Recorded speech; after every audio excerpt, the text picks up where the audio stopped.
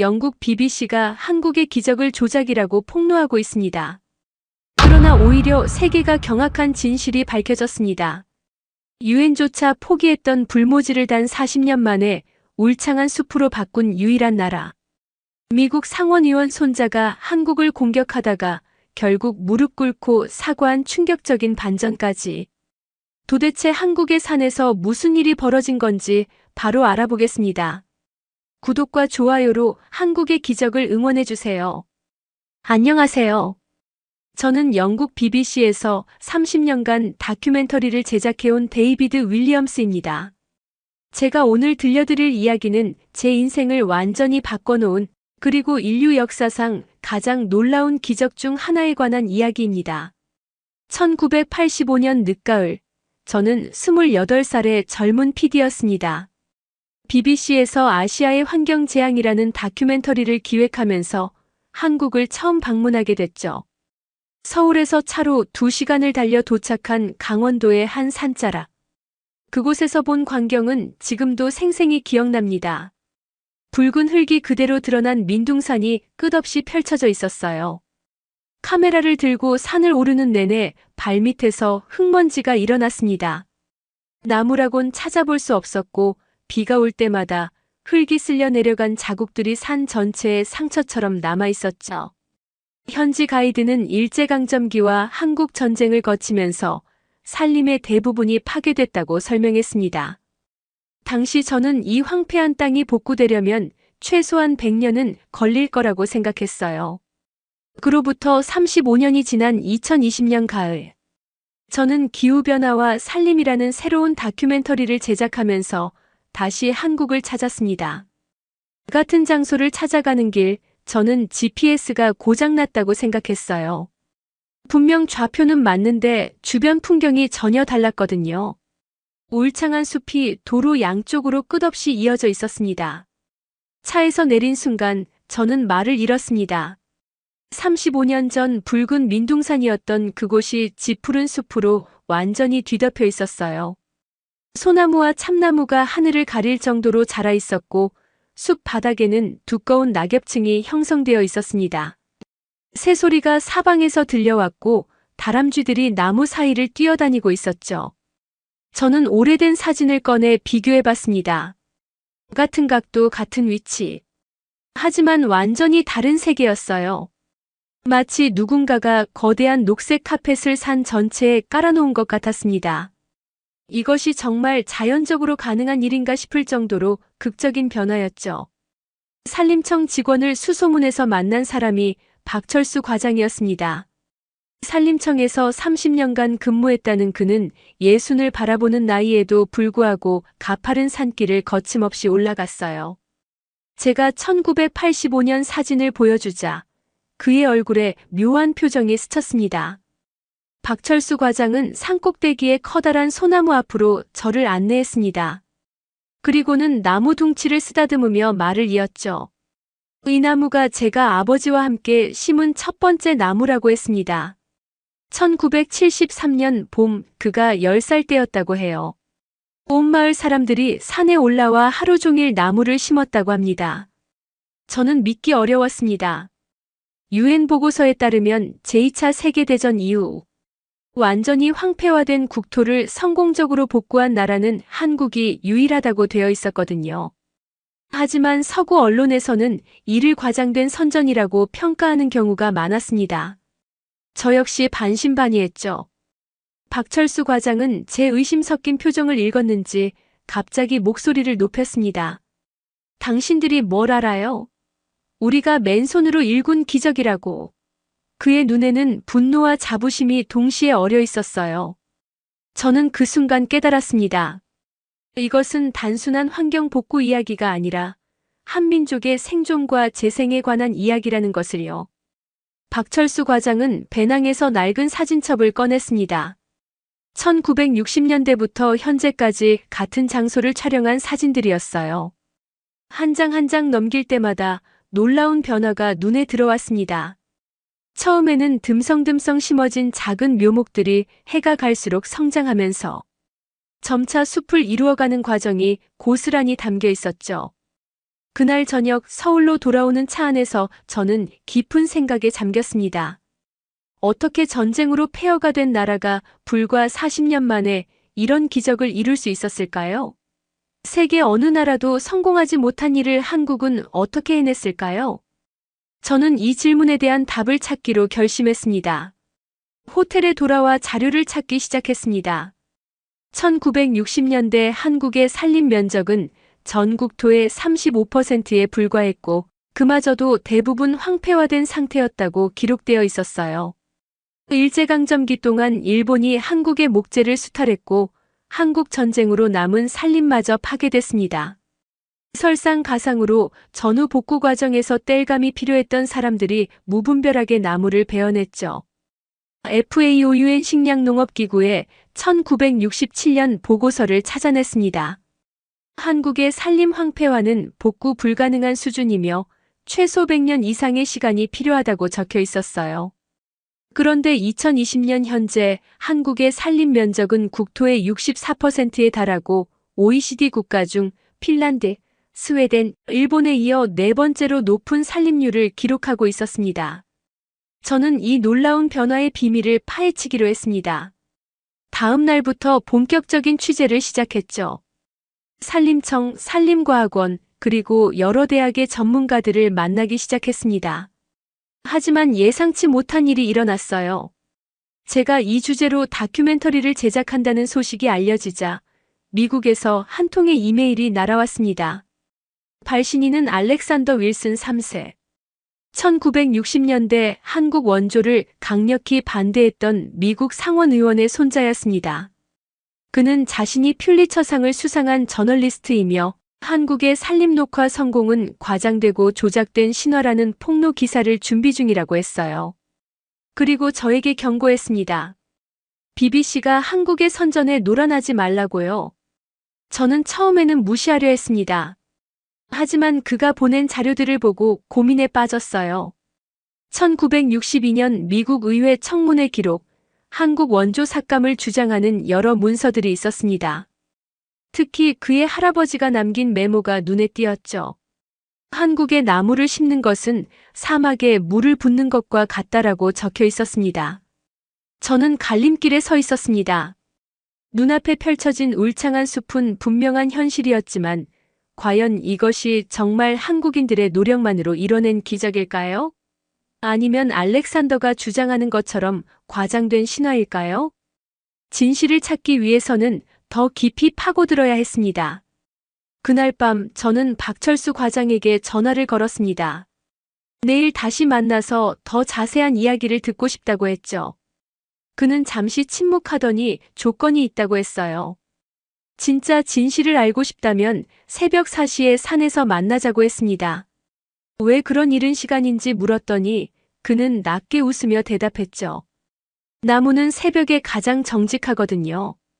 저는 그 말의 의미를 이해할 수 없었지만 약속했습니다. 그리고 잠들기 전 창밖으로 보이는 남산의 야경을 바라봤어요. 불과 50년 전만 해도 벌거벗은 산이었다는 그곳이 지금은 서울의 랜드마크가 되어 있었습니다. 이 놀라운 변화의 비밀을 밝혀내는 것이 제 다큐멘터리의 핵심이 될 것 같았어요. 새벽 3시 30분, 저는 약속 장소로 향했습니다.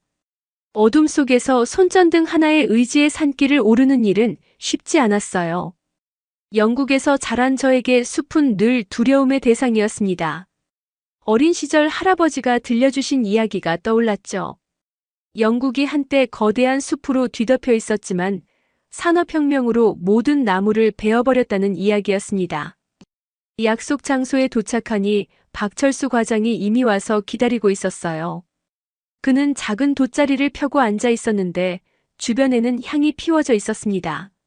새벽 공기 속에서 은은한 향내가 퍼져나갔죠. 그가 조용히 말했습니다. 매일 이 시간에 여기 와서 아버지를 만난다고요. 박철수 과장의 아버지는 산림녹화 사업 초기에 조림감독관으로 일했다고 합니다. 1973년 심장마비로 쓰러져 세상을 떠났는데 마지막 유언이 내가 심은 나무들을 잘 돌봐달라였다고 해요. 그때부터 박철수 과장은 매일 새벽 이곳에 와서 숲을 살핀다고 했습니다. 동이 트기 시작하자 숲이 깨어나기 시작했어요. 새들이 하나둘 울기 시작하고 나뭇잎 사이로 첫 햇살이 비쳐들었습니다. 박철수 과장은 일어나서 천천히 숲길을 걷기 시작했고 저는 그를 따라갔죠. 걸으면서 그는 나무 하나하나를 만지며 마치 오랜 친구를 대하듯 했습니다. 그가 갑자기 멈춰서서 한 그루의 소나무를 가리켰어요. 이 나무의 나이테를 보면 1960년대 심은 것임을 알 수 있다고 했습니다. 당시에는 리기테다 소나무라는 특별한 품종을 심었는데 성장이 빠르고 척박한 땅에서도 잘 자란다고 했죠. 이 나무들이 한국 산림녹화의 1등 공신이었다고 설명했습니다. 그때 숲 저편에서 사람들이 나타났어요. 아침 등산을 하는 시민들이었습니다. 그들은 박철수 과장을 보고 반갑게 인사했어요. 그중 한 노인이 다가와서 말했죠. 젊었을 때 이 산에 나무를 심었는데 이제는 손자들과 함께 이 숲에서 산책한다고요. 그 순간 저는 깨달았습니다. 이 숲은 단순한 나무의 집합이 아니라 한 세대가 다음 세대에게 물려준 살아있는 유산이라는 것을요. 산을 내려오면서 박철수 과장은 자신의 어린 시절 이야기를 들려줬습니다. 1960년대 말 그가 6살 때의 일이었어요. 마을에 큰 홍수가 났는데 산에서 쏟아져 내린 토사가 집들을 덮쳤다고 합니다. 그의 친구 가족 3명이 목숨을 잃었죠. 그때부터 정부에서 본격적인 산림녹화 사업을 시작했다고 해요. 서울로 돌아온 저는 국립산림과학원을 찾았습니다. 그곳에서 현신규 박사의 손녀인 현지원 박사를 만났어요. 그녀는 30대 중반의 식물학자로 차갑고 날카로운 인상을 주는 사람이었습니다. 제가 다큐멘터리 제작 의도를 설명하자 그녀의 표정이 굳어졌어요. 현지원 박사는 냉소적으로 말했습니다. 또 서구 언론이 우리의 성과를 평가하러 왔군요. 당신들은 늘 그래요. 아프리카나 아시아의 실패 사례만 부각시키고 성공 사례는 의심하죠. 그녀의 말에는 뼈가 있었습니다.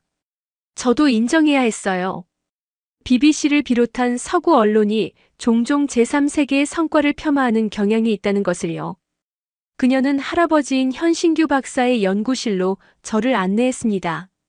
벽에는 오래된 사진들이 걸려 있었어요.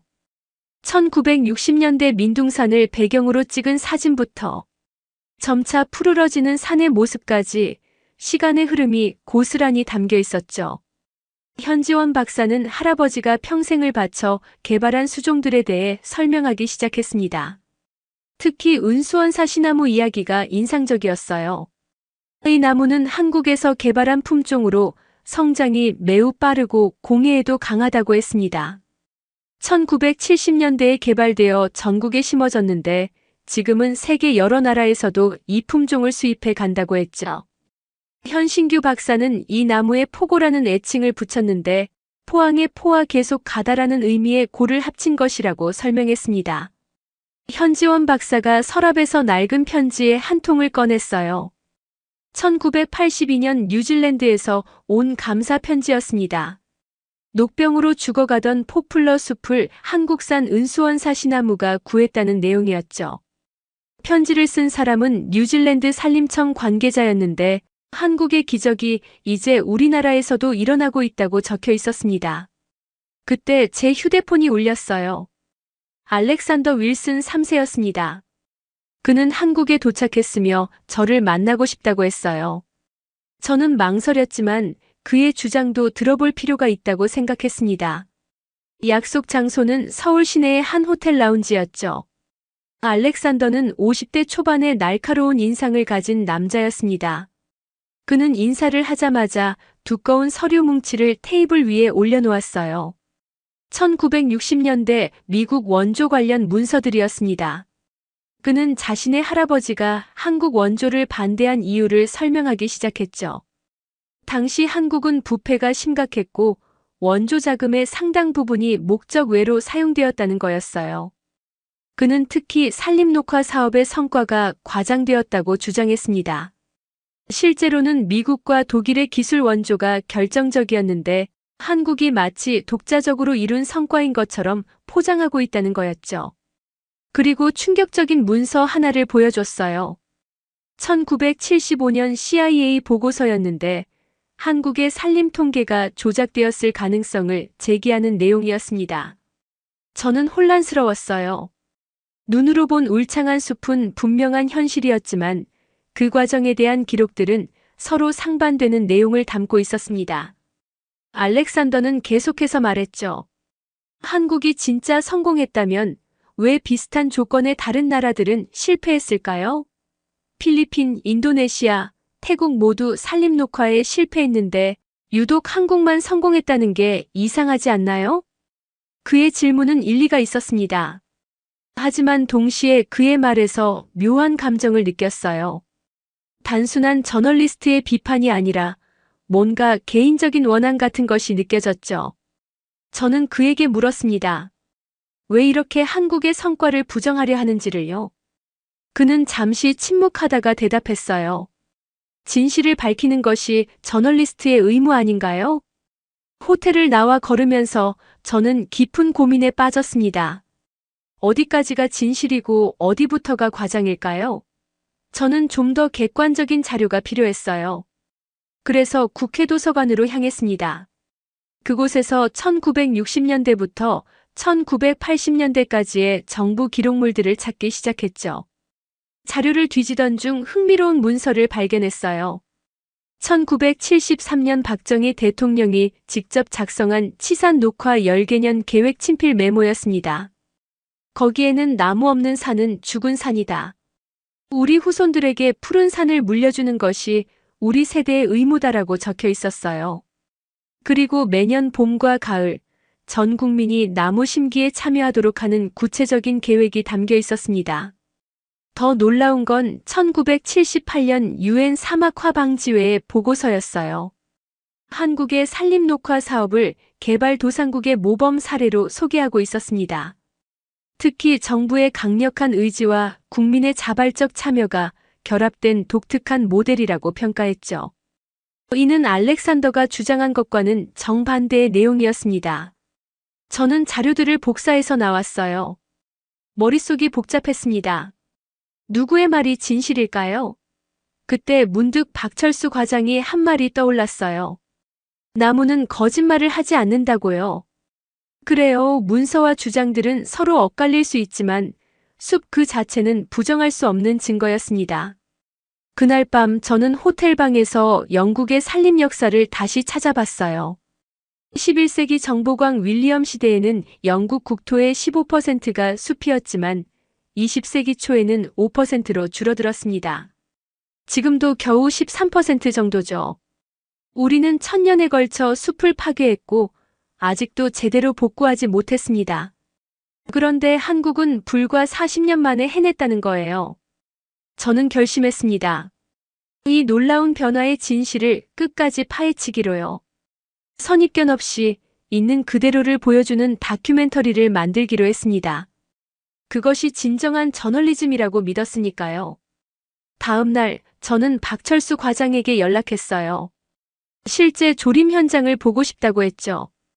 그는 흔쾌히 승낙했고 1960년대부터 나무를 심어온 마을 어르신들을 만나게 해주겠다고 약속했습니다. 다음 날 아침 박철수 과장은 저를 경기도 양평의 한 마을로 안내했습니다. 산골 깊숙한 곳에 자리한 작은 마을이었는데 도로 양옆으로 40년생 리깃에다 소나무가 도열하듯 서 있었어요.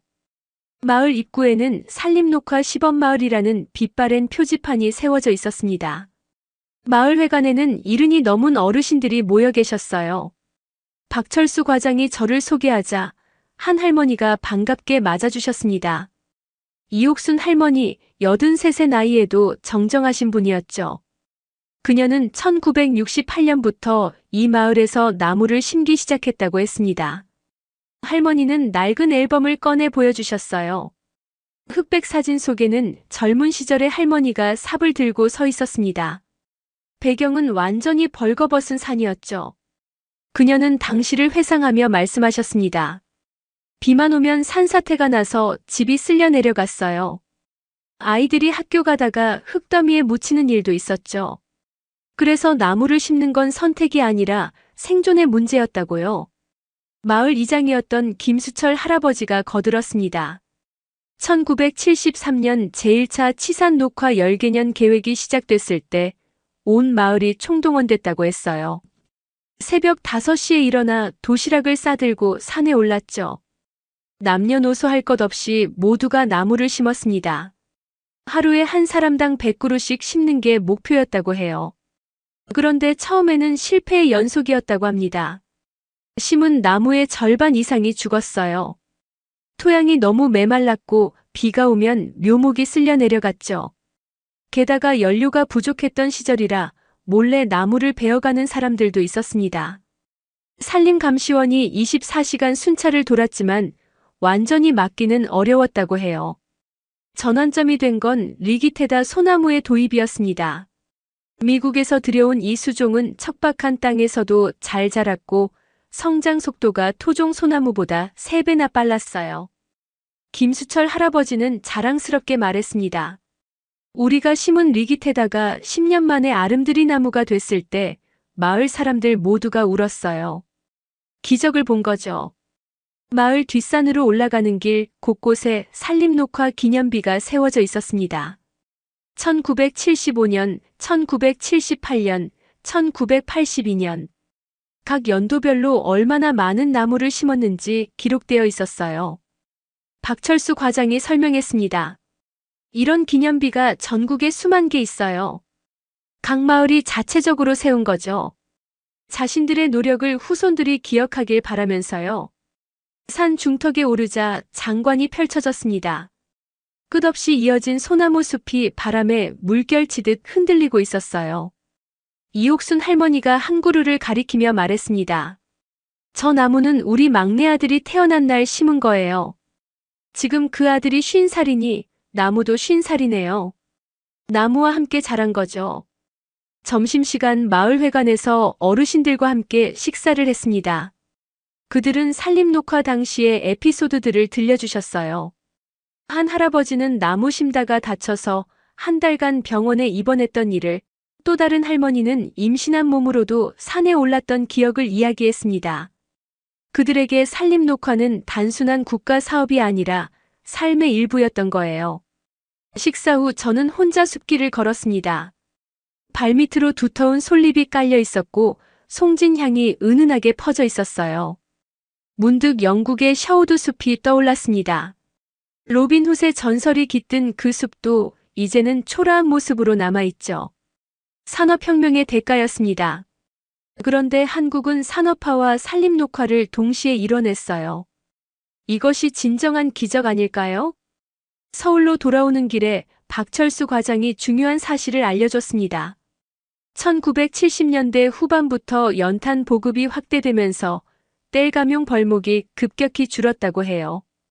이전까지는 난방과 취사를 위해 나무를 베는 게 일상이었는데 연탄이 보급되면서 산림 보호가 가능해진 거죠.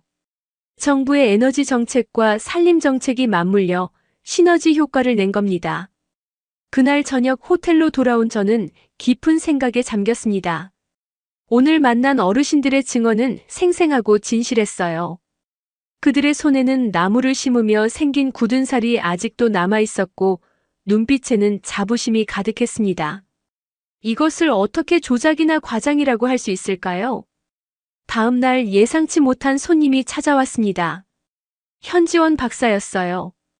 그녀는 제가 마을을 방문했다는 소식을 들었다며 중요한 자료를 보여주고 싶다고 했습니다. 저는 그녀를 따라 다시 산림과학원으로 갔죠. 현지원 박사는 지하 창고로 저를 안내했습니다. 그곳에는 수천 권의 연구 자료가 보관되어 있었어요. 그녀는 먼지 쌓인 상자 하나를 꺼냈습니다. 안에는 현신규 박사의 미공개 연구 노트가 들어 있었죠. 1960년대부터 1990년대까지 30년간의 기록이었습니다. 노트를 펼치자 빼곡한 손글씨가 눈에 들어왔어요. 매일매일의 실험 기록, 실패와 성공의 흔적들이 고스란히 담겨 있었습니다. 특히 1976년 3월 15일자 기록이 인상적이었죠. 오늘도 실패. 하지만 포기할 수 없다. 이 땅에 맞는 나무를 찾을 때까지 계속하겠다라고 적혀 있었어요. 현지원 박사가 설명했습니다.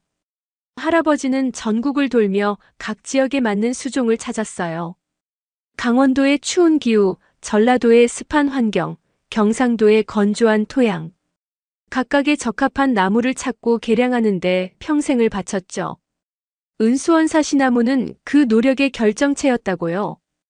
그녀는 또 다른 문서를 보여줬어요.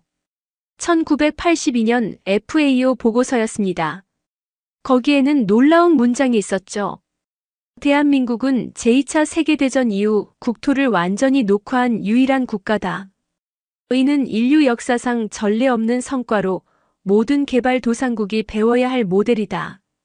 이 보고서는 국제사회가 한국의 성과를 공식적으로 인정한 첫 문서였습니다. 현지원 박사의 표정이 부드러워졌어요. 그녀가 말했습니다.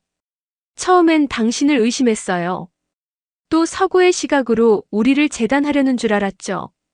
하지만 당신이 마을 어르신들을 찾아간 걸 보고 생각이 바뀌었어요. 진실을 찾으려는 진정성이 보였거든요. 그녀는 놀라운 제안을 했습니다.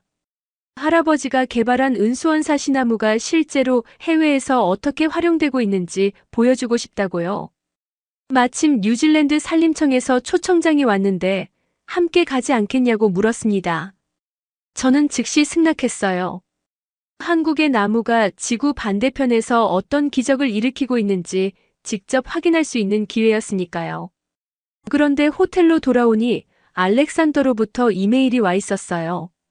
그는 제가 한국의 선전에 넘어가고 있다며 경고했습니다. 그리고 충격적인 제안을 했죠. 공개 토론회를 열자는 거였어요. 국제 산림 전문가들 앞에서 한국의 산림 녹화가 과연 진짜 성공인지 검증해보자는 거였습니다. 저는 고민에 빠졌어요. 한편으로는 부담스러웠지만 다른 한편으로는 진실을 밝힐 좋은 기회라고 생각했습니다. 현지원 박사와 박철수 과장에게 이 사실을 알렸더니 두 사람 모두 당당히 맞서자고 했어요. 특히 박철수 과장은 우리가 흘린 땀을 누가 감히 부정하나라며 분개했습니다. 토론회 날짜는 2주 후로 정해졌어요. 장소는 서울대학교 국제회의장. 각국의 산림 전문가들과 언론인들이 참석할 예정이었습니다. 저는 그동안 수집한 모든 자료를 정리하기 시작했어요. 사진, 문서, 증언, 통계. 진실을 입증할 수 있는 모든 것을 준비했죠. 그러던 중 놀라운 발견을 했어요. 1980년대 미국 환경학자 레스터 브라운이 쓴 책에서 한국의 산림 녹화를 20세기 최대 환경 성공 사례라고 극찬한 대목을 찾은 거예요. 심지어 그는 한국이 해냈다면 다른 나라도 할 수 있다고 썼더군요. 이는 알렉산더의 주장과 정면으로 배치되는 내용이었습니다. 준비를 하면서도 불안했어요. 과연 우리가 알렉산더의 날카로운 공격을 막아낼 수 있을까요? 하지만 동시에 확신도 있었습니다. 진실은 결국 승리한다는 확신이요. 한국의 푸른 숲이 그 증거였으니까요. 토론회 전날 밤 저는 남산에 올랐어요. 서울의 야경이 한눈에 들어왔습니다. 불과 60년 전 폐허였던 이 도시가 이제는 세계적인 대도시가 되었죠. 그리고 그 중심에는 푸른 남산이 있었습니다. 저는 생각했어요. 이것이 바로 한국인들이 만든 기적이 아닐까? 파괴와 재생, 절망과 희망의 이야기가 이 산에 새겨져 있는 게 아닐까? 내일의 토론회가 기다려졌습니다. 진실을 밝힐 시간이 왔으니까요. 뉴질랜드행 비행기 안에서 저는 현지원 박사가 건네준 편지를 다시 읽었습니다. 1987년 뉴질랜드 산림청장이 현신규 박사에게 보낸 감사 편지였죠. 당신이 보내준 은수원 사시나무가 우리나라 포플러 숲을 구했습니다. 녹병으로 죽어가던 10만 헥타르의 숲이 다시 살아났습니다. 라는 내용이었어요. 오클랜드 공항에 도착하자 뉴질랜드 산림청 직원들이 마중 나와 있었습니다. 그중 책임자인 마이클 톰슨이 따뜻하게 악수를 청했어요. 그는 흥분된 목소리로 말했죠. 한국에서 오신 분들을 만나게 되어 정말 영광입니다. 우리에게 은수원 사시나무는 구세주나 다름없거든요. 공항에서 로토루아로 가는 3시간 동안 마이클은 뉴질랜드 산림의 역사를 설명했습니다. 1970년대 말 뉴질랜드는 심각한 산림 위기에 직면했다고 해요. 주요 수종이던 포플러가 녹병에 감염되어 대규모로 고사하기 시작했죠. 목재 산업이 국가 경제의 큰 부분을 차지하던 뉴질랜드로서는 재앙이나 다름없었습니다. 로토루아의 광대한 산림지대에 도착했을 때 저는 숨이 막혔습니다. 지평선까지 이어진 거대한 숲이 펼쳐져 있었어요. 그런데 놀랍게도 그 숲의 상당 부분이 한국에서 온 은수원 사시나무였습니다. 키가 30m는 좋게 넘어 보이는 거대한 나무들이 하늘을 찌를 듯 솟아 있었죠. 마이클이 한 그루를 가리키며 설명했어요. 이 나무들이 바로 1982년 한국에서 온 묘목으로 시작된 숲입니다.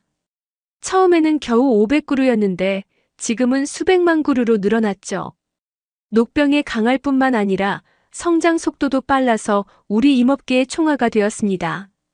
현지원 박사가 나무를 자세히 살펴보더니 미소를 지었어요. 할아버지가 개발하신 그대로네요.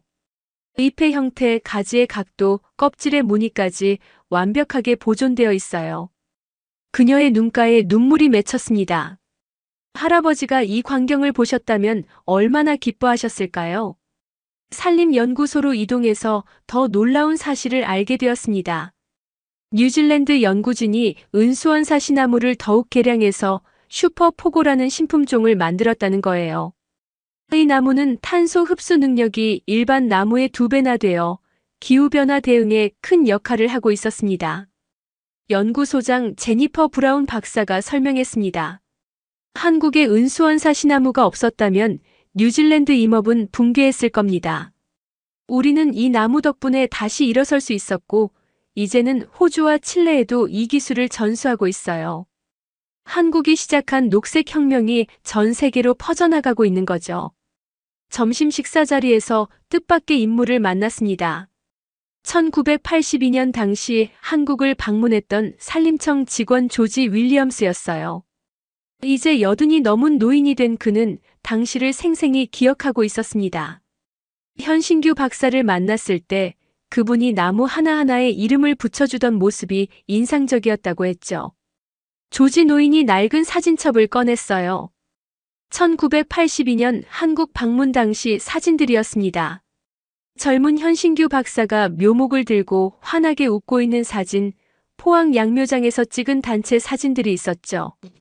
그는 한 장을 가리키며 말했어요. 현 박사님이 이 묘목을 주시면서 포고라고 이름을 지어주셨어요. 포항의 정신으로 계속 가라는 의미라고 하셨죠. 현지원 박사가 그 사진을 보며 울먹였습니다. 할아버지가 그렇게 젊으셨구나. 저는 할아버지의 노년 모습만 기억하거든요. 항상 연구실에만 계시던. 그녀는 처음으로 할아버지의 인간적인 면모를 발견한 듯 했어요. 오후에는 마오리 원주민 마을을 방문했습니다. 놀랍게도 그들도 은수원 사시나무를 신성한 나무로 여기고 있었어요. 마을 장로가 설명했죠. 이 나무들이 우리 조상의 땅을 되살려줬습니다. 죽어가던 숲이 다시 살아나자 새들이 돌아왔고 강물도 맑아졌어요. 우리는 이 나무를 동방에서 온 생명이라고 부릅니다. 저녁 무렵 우리는 로토루아 호수가 내려다 보이는 언덕에 올랐습니다.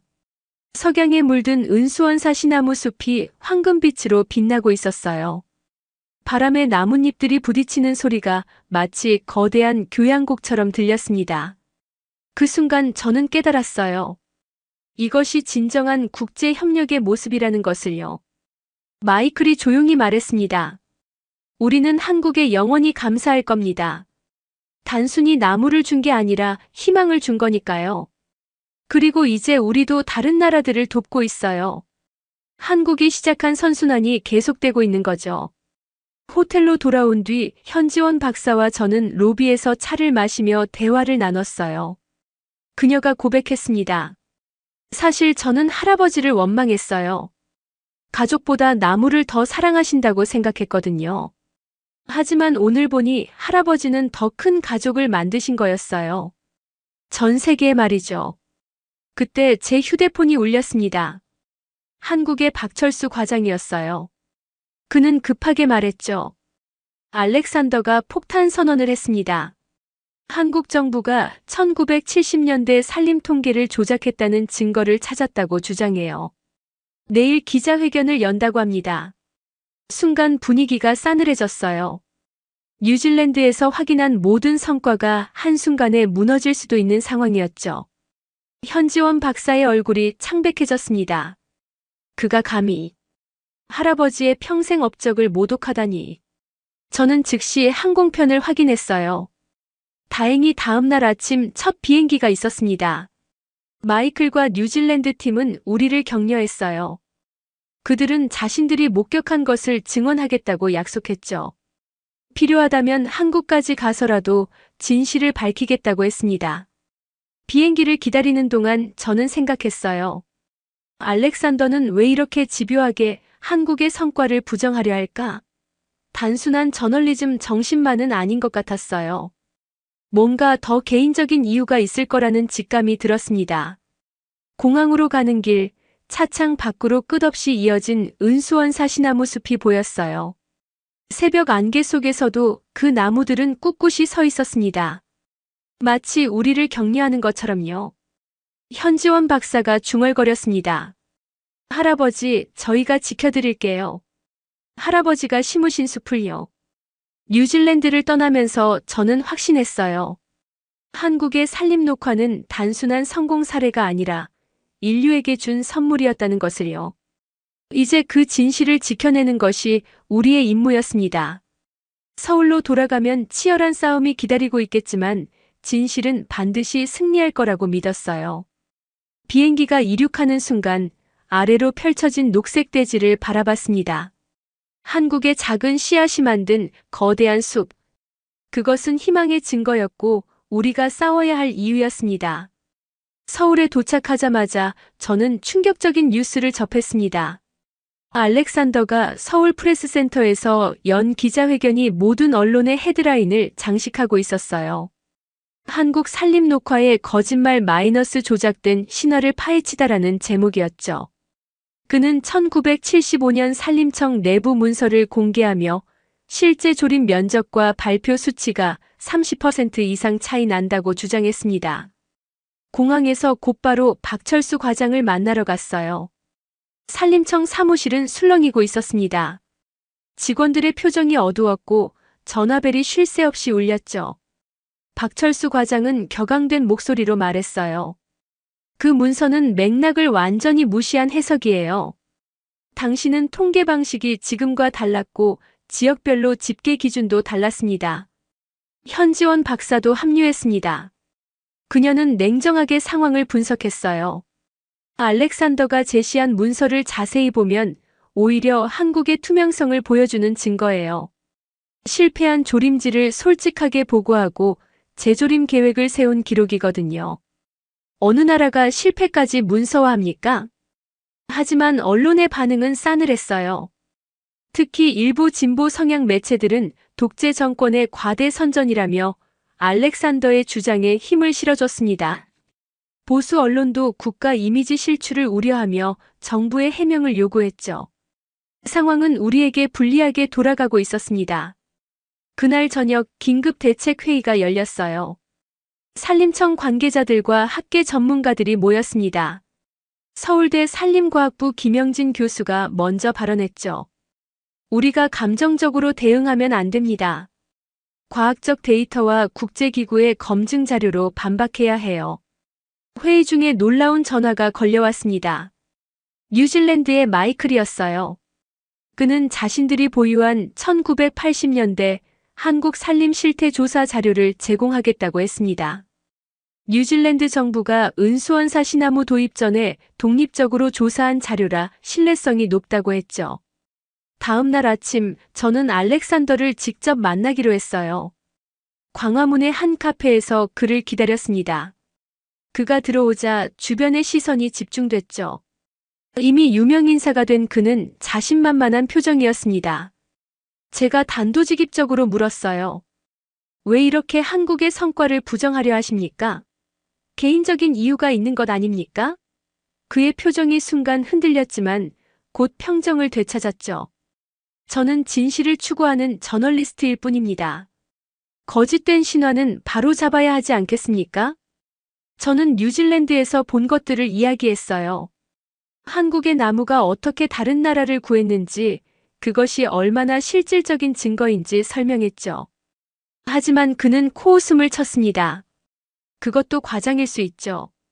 뉴질랜드가 한국과의 관계를 고려해 부풀렸을 수도 있고요. 대화는 평행선을 달렸어요. 하지만 저는 그의 눈빛에서 뭔가를 발견했습니다. 확신이 아닌 불안이었어요. 마치 자신도 믿고 싶지 않은 것을 억지로 주장하는 사람 같았죠. 헤어지기 전 저는 말했습니다. 2주 후 공개 토론회에서 모든 것을 밝히겠습니다. 진실이 무엇인지 말이죠. 오후에 반가운 소식이 들려왔어요. 독일 막스 플랑크 연구소의 산림 생태학자 한스 밀러 박사가 한국을 지지하는 성명을 발표한 거예요. 그는 1970-80년대 한국의 산림 복원을 직접 연구했던 인물이었죠. 한국의 산림 녹화는 과학적으로 입증된 사실이며 인류 역사상 가장 성공적인 생태 복원 사례라는 내용이었습니다. 이어서 일본 교토대학, 미국 예일대학 산림대학원에서도 지지 성명이 나왔어요. 특히 예일대의 체드 올리버 교수는 한국을 폄하하는 것은 환경 복원의 가능성 자체를 부정하는 것이라고 강하게 비판했죠. 국내에서도 반전이 시작됐습니다. 1970년대 산림 녹화에 참여했던 새마을운동 지도자들이 증언에 나선 거예요. 8순이 넘은 이춘복 할아버지는 기자들 앞에서 낡은 수첩을 꺼냈습니다. 매일신문 나무수 생존율 보식 기록이 빼곡히 적혀 있었죠. 우리가 거짓말쟁이란 말입니까? 이 손으로 직접 심고 가꾼 나무들인데. 할아버지의 눈에 눈물이 고였어요. 박철수 과장과 저는 결정적인 증거를 찾기 위해 국가기록원으로 향했습니다. 그곳에서 우리는 놀라운 문서를 발견했어요. 1982년 유엔 환경계획 UNEP의 현장 실사 보고서였죠. 국제 전문가 7명이 한국 전역을 조사한 뒤 작성한 100페이지짜리 보고서였습니다. 보고서의 결론은 명확했어요. 한국의 산림 복원은 예상을 뛰어넘는 성과를 거두었다. 특히 국민 참여와 정부 정책의 조화가 인상적이다. 일부 통계적 오차는 있으나 전반적인 성과는 의심의 여지가 없다. 이것이야말로 제3자의 객관적 평가였죠. 현지원 박사가 흥분했어요. 이 보고서를 알렉산더는 몰랐을 거예요. 아니면 알고도 무시했거나 어느 쪽이든 그의 주장은 설득력을 잃게 됐어요. 우리는 보고서를 복사해서 언론사에 배포하기로 했습니다. 그런데 뜻밖의 연락이 왔어요. 알렉산더의 조수라는 사람이었죠. 그녀는 떨리는 목소리로 말했습니다. 제가 양심상 더 이상 못 참겠어서 연락드려요. 알렉산더가 의도적으로 자료를 왜곡하고 있어요. 그리고 그에게는 다른 이유가 있어요. 다음 날 그녀를 만났습니다. 20대 후반의 젊은 여성 케이트였어요. 그녀는 충격적인 이야기를 들려줬죠. 알렉산더의 할아버지가 죽기 전에 남긴 일기를 봤다는 거예요. 거기에는 한국 원조를 막은 것이 내 인생 최대의 실수였다. 그들은 기적을 이뤘고 나는 그것을 방해했다라고 적혀 있었다고 했습니다. 케이트가 계속했어요. 알렉산더는 할아버지의 명예를 회복하려고 해요. 한국의 성공이 거짓이었다고 증명하면 할아버지의 판단이 옳았다고 할 수 있으니까요. 하지만 조사하면 할수록 한국의 성공이 진짜라는 증거만 나오니까 점점 더 극단적이 되고 있어요. 저는 복잡한 심정이 됐어요. 알렉산더의 집착이 단순한 저널리즘이 아니라 가족의 상처에서 비롯됐다는 걸 알게 됐으니까요. 하지만 그렇다고 해서 한국의 노력을 폄하할 권리는 없었죠. 토론회가 일주일 앞으로 다가왔어요. 양측의 지지자들이 결집하기 시작했고 언론의 관심도 최고조에 달했습니다. 이제 모든 것을 결판낼 시간이 다가오고 있었어요. 진실과 거짓, 신화와 현실을 가를 순간이었죠. 저는 그날 밤 남산에 올랐어요. 도시의 불빛 너머로 어둠에 잠긴 산들이 보였습니다. 그 모든 산들이 한때는 벌거벗었다가 다시 옷을 입은 것이죠. 그것이 신화가 아니라 현실이라는 걸 우리는 반드시 증명해야 했습니다. 토론회 당일 아침 서울대학교 국제회의장은 이미 취재진과 참석자들로 북적였습니다. 300석 규모의 회의장이 가득 찼고 복도까지 사람들이 늘어서 있었어요. CNN, BBC, NHK 등 해외 언론도 대거 참석했죠. 이 토론이 단순한 학술 논쟁을 넘어 국제적 이슈가 되었음을 보여주는 광경이었습니다.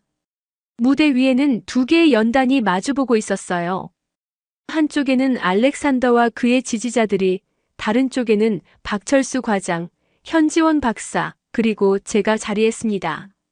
사회는 중립적 입장의 하버드대 케네디 스쿨 환경정책 교수가 맡았죠. 알렉산더가 먼저 발언을 시작했어요. 그는 준비한 슬라이드를 띄우며 공격적으로 나왔습니다. 1975년 산림청 내부 문서를 확대해서 보여주며 계획 대비 실제 조림 실적이 현저히 낮았다고 주장했죠.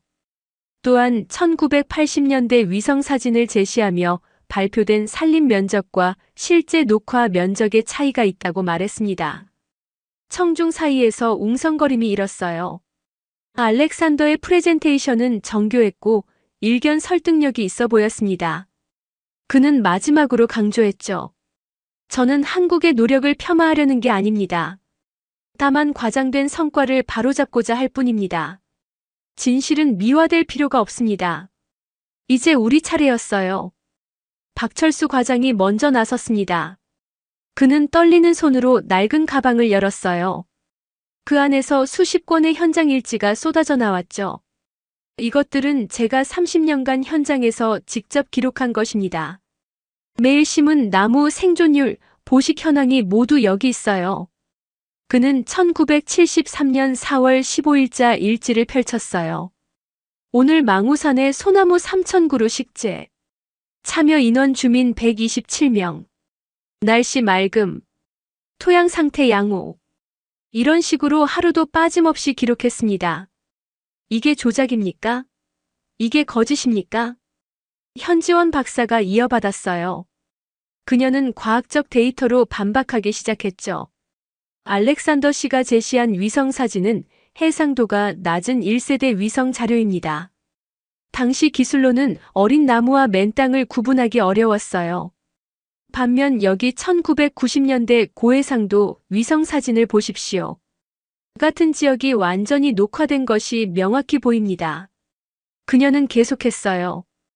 더 중요한 건 국제기구의 검증입니다.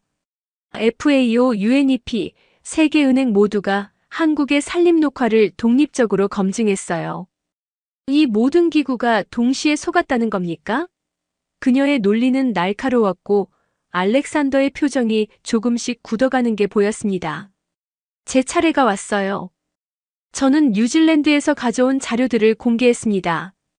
은수원사 시나무가 만든 거대한 숲의 사진들, 현지 정부의 감사 편지, 그리고 마이클이 보내온 동영상 메시지까지.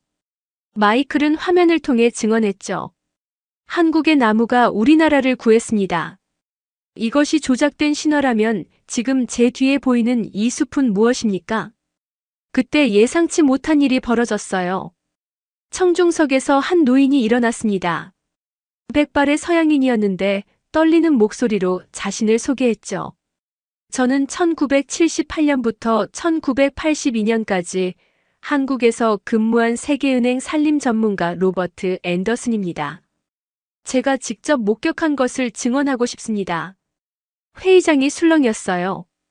앤더슨 박사는 계속했습니다. 저는 4년간 한국 전역을 다니며 산림 녹화 현장을 조사했습니다. 처음엔 저도 회의적이었어요. 하지만 제가 본 것은 인류 역사상 가장 놀라운 환경 복원이었습니다. 새벽부터 밤까지 산에서 나무를 심는 사람들, 자신의 묘목을 자식처럼 돌보는 농민들을 봤습니다. 그는 낡은 사진첩을 들어 보였어요. 같은 장소를 매년 찍은 사진들이었죠. 1978년 민둥산이던 곳이 1982년에는 푸른 숲으로 변해 있었습니다. 이것이 조작입니까? 제가 4년간 찍은 수천 장의 사진이 모두 거짓입니까? 그의 증언은 강력했고 분위기가 완전히 바뀌었어요. 알렉산더가 반박을 시도했지만 이미 대세는 기울어져 있었죠. 그때 또 다른 증언자가 나타났습니다. 놀랍게도 알렉산더의 조수 케이트였어요. 그녀는 떨면서도 단호하게 말했습니다.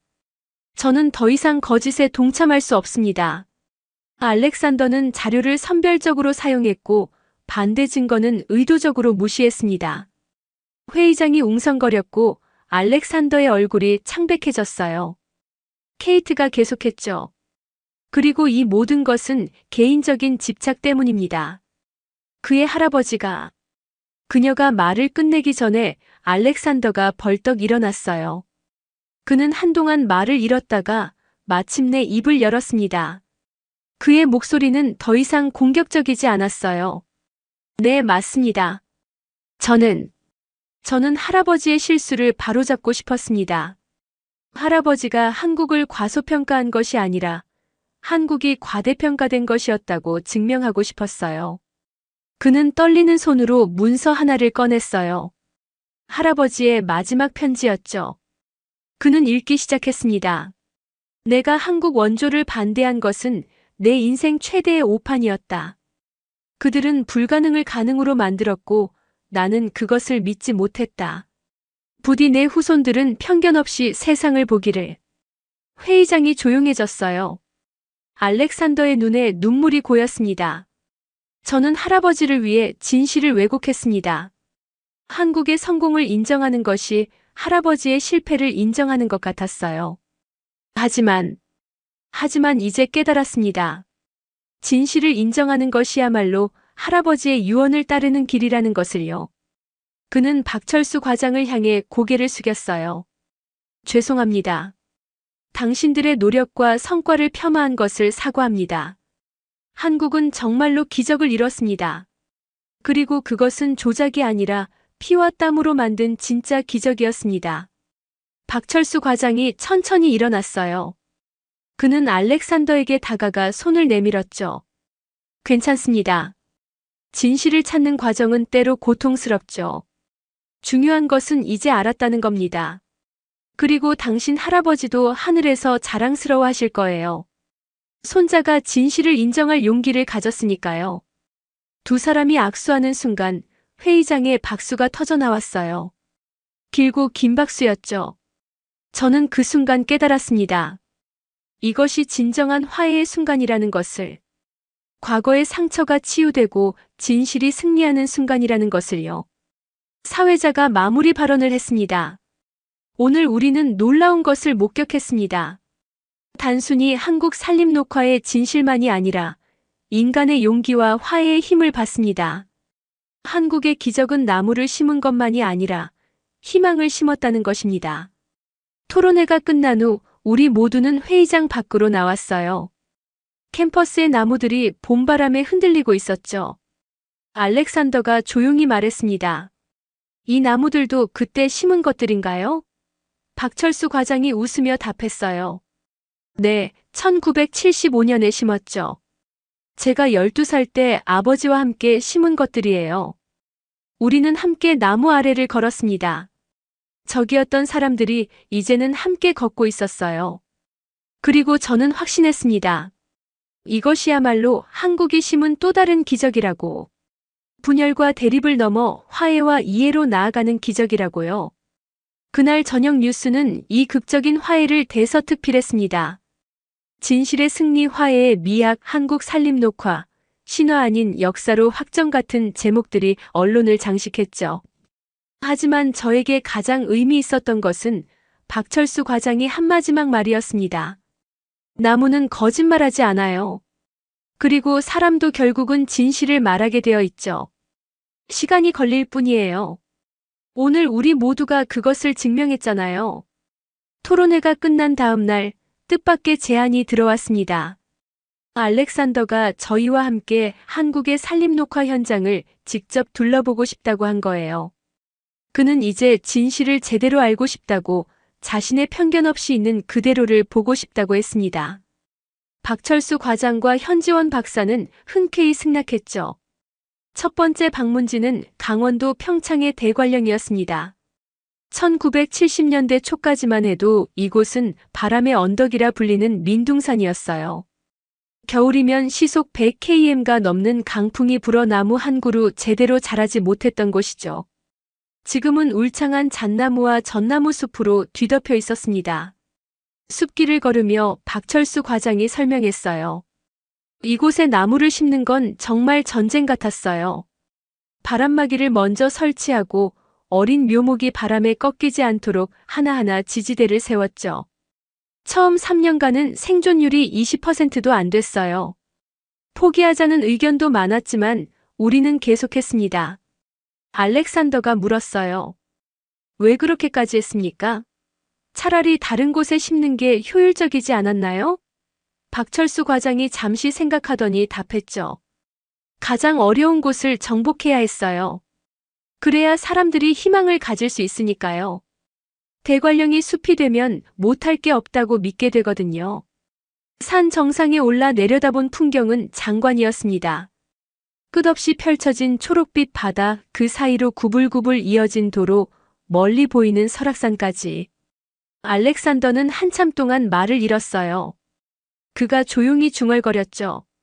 할아버지가 이 광경을 봤다면 대관령 양떼 목장으로 이동하는 길에 우리는 특별한 사람을 만났습니다. 82세의 황순복 할머니였어요. 그녀는 1974년부터 1980년까지 이곳에서 조림 작업 반장을 했던 분이었죠. 할머니는 우리를 보자 환하게 웃었습니다. 박 과장 아니야? 외구 얼마나 오랜만이야? 할머니는 알렉산더를 보고 물었어요. 외국 손님이구먼. 박철수 과장이 상황을 간단히 설명하자 할머니의 표정이 진지해졌습니다. 그럼 제대로 알려줘야겠네. 우리가 어떻게 이 바람의 언덕을 숲으로 만들었는지. 할머니는 낡은 사진을 꺼내 보여줬어요. 젊은 여성들이 묘목을 들고 산을 오르는 모습이었죠. 우리 작업반은 모두 여자들이었어. 남자들은 다른 일 하느라 바빴거든. 새벽 4시에 일어나서 도시락 싸들고 산에 올랐지. 하루에 1000그루씩 심었어. 알렉산더가 물었습니다. 그렇게 힘든 일을 왜 하셨습니까? 할머니가 웃었어요. 힘든 게 뭐가 중요해? 우리 자식들이 홍수 걱정 없이 살 수 있다면 그거면 충분하지. 그때는 비만 오면 산사태로 사람이 죽었거든. 나무를 심는 건 생명을 살리는 일이었어. 할머니는 계속했죠. 처음엔 정말 막막했어. 심어도 죽어나가니까. 한 번은 태풍이 와서 일주일 동안 심은 나무가 다 뽑혀나갔어. 다들 주저앉아 울었지. 그래도 다시 시작했어. 포기하면 끝이니까. 그녀가 가리킨 곳을 보니 거대한 잣나무 숲이 펼쳐져 있었어요. 저기 보이는 숲이 다 우리가 심은 거야. 지금은 저렇게 울창하지만 그때는 정말. 할머니의 눈가가 촉촉해졌습니다. 고생한 보람이 있네. 이렇게 멋진 숲이 됐으니. 다음 목적지는 경기도 수원의 서호공원이었습니다. 1960년대까지 민둥산이었던 이곳은 이제 시민들의 휴식처가 되어 있었어요. 특히 이곳엔 현신규 박사가 직접 심은 은수원 사시나무 1세대가 아직도 살아 있었습니다. 현지원 박사가 한 그루를 쓰다듬으며 말했어요. 이 나무가 바로 은수원 사시나무의 어머니 나무예요. 1971년 할아버지가 직접 심으신 거죠. 여기서 채취한 종자가 전국으로 그리고 세계로 퍼져나간 겁니다. 공원을 산책하던 시민들이 우리를 알아보고 다가왔어요. 한 중년 남성이 말했죠. TV에서 봤어요. 우리 산림 녹화를 폄하했던 미국 기자님이시죠?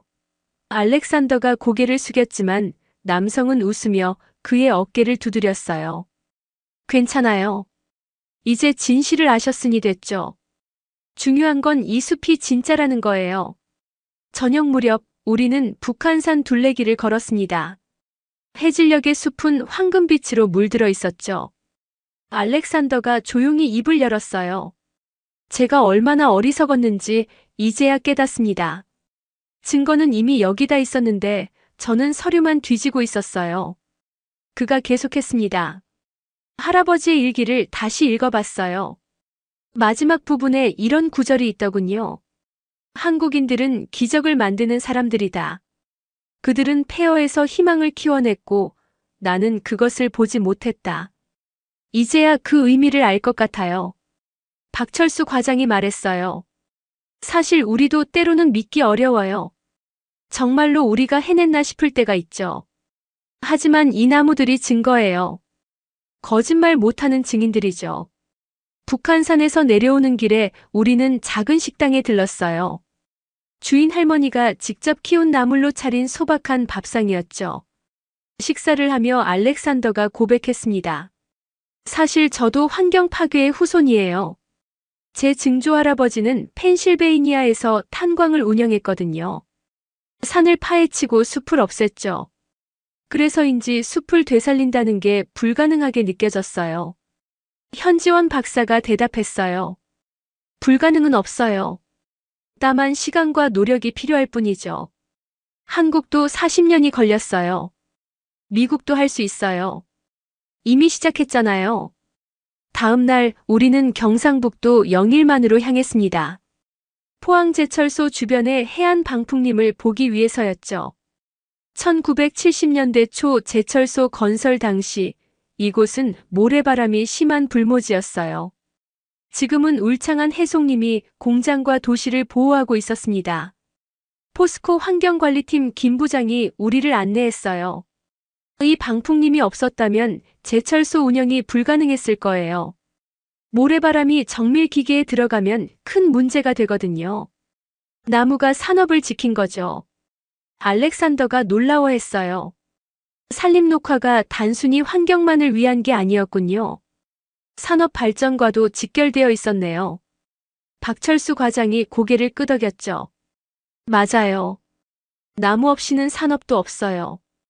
공장을 지키고 도시를 지키고 사람을 지키는 게 숲이에요. 그때 알렉산더의 휴대폰이 울렸어요. 뉴욕타임스 편집장이었죠. 그는 잠시 떨어져 통화를 했는데 돌아왔을 때 그의 표정이 밝았습니다. 새로운 기사를 쓰겠다고 했어요. 한국의 진짜 기적 마이너스 내가 틀렸다라는 제목으로요.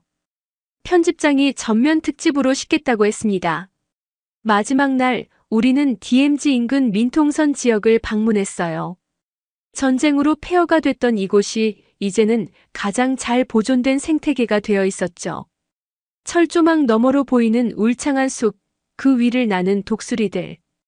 전쟁과 평화, 파괴와 재생이 공존하는 곳이었습니다. 알렉산더가 말했어요.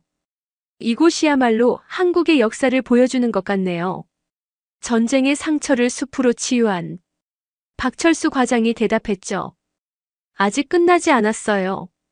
언젠가는 저 철조망도 사라지고 남과 북의 숲이 하나로 이어지겠죠. 서울로 돌아오는 차 안에서 알렉산더가 말했습니다. 제가 새로 쓸 기사에 여러분의 이야기를 담고 싶어요. 박철수 과장님의 아버지 이야기, 할머니들의 헌신, 현 박사님의 연구. 이 모든 것을 세계에 알리고 싶습니다. 그는 계속했어요. 그리고 한 가지 더 제안하고 싶은 게 있어요. 한국의 산림녹화 경험을 세계와 공유하는 국제 컨퍼런스를 열면 어떨까요? 제가 미국 측 참가자들을 모집하고 언론 홍보도 돕겠습니다. 현지원 박사가 놀라워했어요. 정말인가요? 그럼 할아버지의 연구 자료도 공개할 수 있겠네요. 세계가 배울 수 있도록.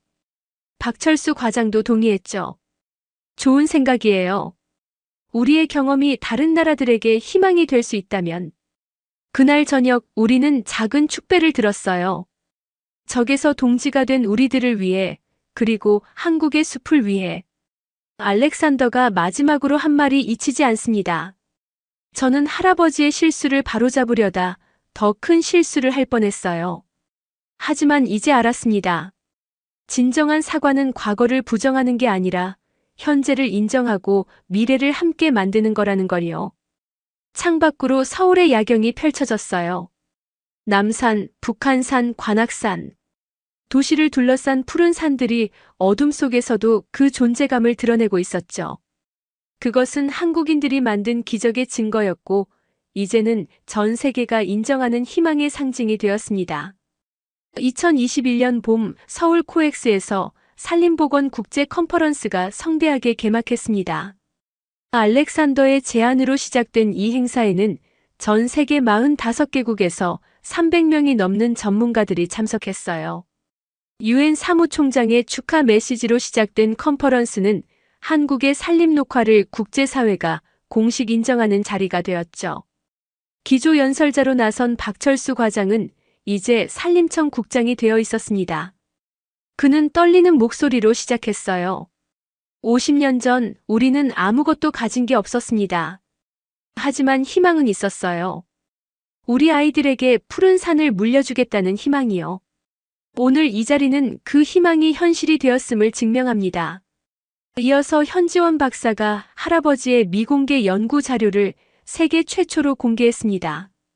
은수원 사시나무뿐만 아니라 다양한 수종 개발 과정, 실패와 성공의 기록, 그리고 각 지역별 최적화 방법론까지. 회장에서는 감탄사가 터져나왔어요. 브라질에서 온 아마존 보호활동가가 말했죠. 이런 구체적인 데이터를 무상으로 공개하다니. 정말 놀랍습니다. 알렉산더는 특별 세션에서 자신의 경험을 솔직하게 털어놓았어요. 저는 편견에 덫에 걸려 있었습니다. 서구의 우월주의, 가족의 상처, 그리고 진실을 마주할 용기의 부족. 하지만 한국의 숲이 저를 가르쳤어요. 겸손과 인정, 그리고 희망을요. 그의 발표 후 뜨거운 박수가 쏟아졌습니다. 특히 그가 마지막에 한 제안은 모두를 놀라게 했죠. 저는 윌슨 재단을 설립하려 합니다. 개발도상국의 산림복원을 지원하는 재단이에요. 첫 번째 프로젝트는 필리핀입니다. 한국의 경험을 배워 민둥산을 숲으로 만들 거예요. 컨퍼런스 둘째 날, 뜻밖의 손님들이 찾아왔어요. 1970년대 산림 녹화에 참여했던 어르신들 50여 명이 단체로 온 거죠. 그들은 각자 손수 만든 선물을 들고 있었습니다. 직접 키운 묘목들이었어요. 85세 이옥순 할머니가 마이크를 잡았습니다. 우리가 특별한 사람들이 아니에요. 그저 나무 심는 게 당연한 일이라고 생각했을 뿐이죠. 비 오면 심고 죽으면 다시 심고. 그렇게 하다 보니 숲이 됐어요. 여러분 나라도 할 수 있어요. 포기만 하지 마세요. 인도네시아 대표가 손을 들고 질문했어요. 어떻게 그 많은 국민을 동원할 수 있었습니까? 우리는 주민 참여를 이끌어내는 게 가장 어려워요. 할머니가 웃으며 답했죠. 동원이 아니에요. 우리가 먼저 나선 거예요. 내 산, 내 동네니까. 남이 해주길 기다리면 아무것도 안 돼요. 셋째 날에는 현장 견학이 있었습니다. 해외 참가자들은 직접 한국의 숲을 보고 싶어 했어요. 첫 코스는 서울 근교의 충령산이었죠. 이곳은 한 개인이 40년간 조성한 사유림으로 유명한 곳입니다. 숲 해설사가 설명했어요. 임종국 선생님은 1970년대부터 사비를 털어 이 산을 사서 나무를 심기 시작했어요. 돌아가실 때까지 하루도 쉬지 않고 가꾸셨죠. 지금은 아들이 이어받아 관리하고 있습니다. 케냐에서 온 산림관리관이 감탄했어요. 개인이 이런 일을 했다고요? 정부 지원도 없이. 숲길을 안내하던 임 선생의 아들이 대답했죠. 아버지는 늘 말씀하셨어요. 나무는 내가 심지만 숲은 후손이 누린다고. 그게 전부였어요. DMZ 생태평화공원도 방문했습니다. 전쟁의 상흔이 자연의 보고가 된 역설적인 장소였죠. 독일에서 온 생태학자가 말했어요. 우리도 베를린 장벽 자리를 녹지로 만들었지만 이 정도 규모는 상상도 못했어요. 파괴가 보호로 이어진 놀라운 사례네요. 마지막 날 폐막식에서는 서울 선언이 채택됐습니다. 한국의 산림 녹화 경험을 인류 공동의 자산으로 인정하고 이를 바탕으로 전 지구적 산림복원 운동을 전개한다는 내용이었죠. 특히 2050년까지 지구 산림 면적을 30% 늘리자는 야심찬 목표도 포함됐어요. 폐막 연설을 맡은 저는 이렇게 시작했습니다. 1985년 젊은 PD였던 저는 한국의 민둥산을 보며 절망했습니다. 2020년 다시 찾은 저는 울창한 숲을 보며 희망을 찾았어요. 그리고 2021년 오늘 저는 확신합니다.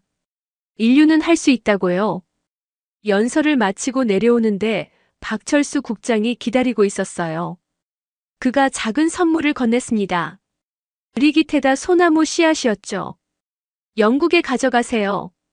한국의 기적이 영국에서도 일어나길 바라면서요. 공항으로 가는 길, 저는 차창 밖을 바라봤습니다. 5년 전 처음 이 길을 지날 때와는 모든 것이 달라 보였어요. 그때는 그저 나무들이었지만 이제는 각각의 이야기가 들리는 것 같았죠. 누군가의 땀, 누군가의 희망, 누군가의 사랑이 만든 숲들. 런던으로 돌아온 저는 BBC에 복귀하는 대신 새로운 일을 시작했습니다. 그린 호프 재단을 설립한 거죠. 한국의 산림 녹화 경험을 세계에 전파하는 것이 목표였어요. 첫 프로젝트는 고향 웨일즈의 폐광 지역 녹화 사업이었습니다. 2022년 봄 저는 다시 한국을 찾았어요. 이번엔 BBC 다큐멘터리 더 코리언 미러컬 프롬 레드마운트 AINS2 그린의 방영 1주년 기념 상영회 때문이었죠. 이 다큐멘터리는 에미상을 받았고 전 세계 50개국에서 방영됐습니다. 상영회장에서 뜻밖의 사람을 만났어요. 90세가 된 이옥순 할머니였죠. 할머니는 제 손을 꼭 잡고 말했습니다. 고맙소. 우리가 한 일을 세계에 알려줘서. 이제 죽어도 여한이 없어요. 우리가 심은 나무가 세계로 퍼져나가고 있으니. 박철수 국장은 이제 은퇴를 앞두고 있었어요. 하지만 그의 열정은 여전했죠. 은퇴하면 뭐 하시겠냐고 묻자 그가 웃으며 답했습니다. 뭐긴요, 나무 심어야죠. 아직 민둥산이 남아있는 곳이 있거든요. 북한에요. 통일되면 가장 먼저 가서 나무를 심을 거예요. 현지원 박사는 이제 산림과학원 원장이 되어 있었고 알렉산더는 환경 전문 저널리스트로 명성을 쌓고 있었어요. 그의 책 프롬 디나이얼 투 호프는 베스트셀러가 됐죠. 그는 말했습니다. 한국이 제 인생을 바꿨어요. 편견을 버리고 진실을 보는 법을 가르쳐줬죠. 상영회가 끝난 후 우리는 다시 남산에 올랐어요. 서울의 야경이 발 아래 펼쳐졌고 봄바람에 나뭇잎들이 속삭였습니다. 저는 생각했어요. 이 모든 것이 불과 50년 만에 일어난 일이라는 게 여전히 믿기지 않는다고. 박철수 국장이 말했죠. 기적은 하늘에서 떨어지는 게 아니에요. 사람이 만드는 거죠. 한 그루 한 그루 심으면서요. 그가 가리킨 곳에는 어린 소나무 한 그루가 있었어요. 작년에 심은 거예요. 제 손자 녀석이 할아버지도 나무 심었다면서 자기도 심겠다고 해서요. 그 순간 저는 깨달았습니다. 한국의 진짜 기적은 숲이 아니라 사람이었다는 것을. 절망을 희망으로, 황무지를 생명의 터전으로 바꾼 사람들. 그리고 그 정신을 다음 세대로 이어가는 사람들. 그것이 진정한 기적이었어요. 다큐멘터리의 마지막 내레이션이 떠올랐습니다. 한국은 우리에게 가르쳐줬다. 불가능은 없다는 것을. 필요한 것은 의지와 땀 그리고 다음 세대를 생각하는 마음이다. 한국이 심은 것은 나무가 아니라 희망이었다. 공항으로 가는 길, 저는 가방 속 리기테다 소나무 씨앗을 만져봤어요. 작고 보잘것없어 보이는 이 씨앗이 언젠가는 거대한 숲이 될 거라는 걸 이제는 믿을 수 있었습니다. 한국이 증명했으니까요. 비행기가 이륙하면서 창밖으로 한국의 산하가 보였어요. 끝없이 이어진 푸른 산들, 그 사이로 흐르는 강, 그리고 그 속에서 살아가는 사람들. 50년 전 폐허였던 이 땅이 이제는 세계의 희망이 되었습니다. 저는 확신했어요. 이 이야기는 끝이 아니라 시작이라는 것을. 한국이 뿌린 희망의 씨앗이 이제 전 세계에서 싹트기 시작했다는 것을. 그리고 언젠가는 지구 전체가 푸른 숲으로 뒤덮일 거라는 것을. 그것이 한국이 우리에게 준 가장 큰 선물이었습니다. 포기하지 않으면 기적은 일어난다는 믿음. 그 믿음이 있는 한 인류의 미래는 희망적일 거예요. 한국의 산이 그것을 증명하고 있으니까요. 비행기는 구름 위를 날고 있었지만 제 마음은 여전히 한국의 숲에 머물러 있었습니다. 그리고 저는 알았어요. 제가 어디에 있든 그 숲은 영원히 제 마음속에 살아있을 거라는 것을. 희망의 숲으로, 기적의 숲으로.